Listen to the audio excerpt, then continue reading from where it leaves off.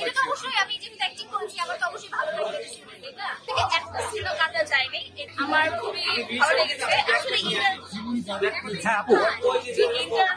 শুরু পর আমি ভয় পাচ্ছিলাম বা মানে আমি বলছিলাম সিনগুলো কখন আসবে, হরর সিন কখন আসবে, সিনগুলো কি কেটে গেল, কারণ সেন্সরও তো অনেক সময় সিনটা কেটে যায়, কিন্তু এই সিনেমাতে সেন্সর থেকে একটা সিনও কাটা যায়নি, এটা একটা ভালো দিক।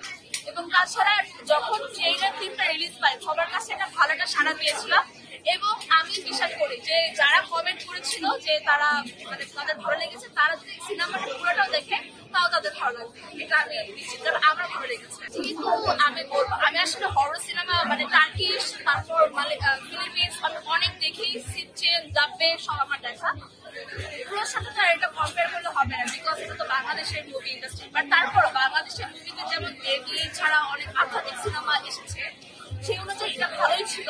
আমি এটাকে 7.5 দিব এর মধ্যে, একদম অনেস্ট রেটিং। যখন আমি কাজ করছি, কাজটা করেছি পুরো ডিসেম্বর মাসে, সন্ধ্যাপ্রবাহ ঠান্ডা, সারা রাত বন্যার সময় অনেক কষ্ট হয়েছে, এবং কষ্টের যে এই ফল এটা আমি বুঝতে পারবো অডিয়েন্সের রিয়াকশনের উপর। আমাকে রিয়াকশন না দেখো অডিয়েন্সকে জিজ্ঞেস করেন, বেটার রিভিউ পাবে না। আমি অভিনয় করার সময় নিজে আমি ভয় পাইনি, কিন্তু আমি যে জায়গায় শুটিংটা করেছি ওটা ছিল যে বাসায় তার যে বড় ছেলে, ওই বড় ছেলেকে নাকি বছরে 6 মাস জেলে ভর করতো, এটা জেনেছি শুটিং এর 9th ডেতে। এটা জানার পর আমি তখন ভয় পেয়েছি যে এখানে আসলে জিনের কিছু একটা উৎপাত আছে।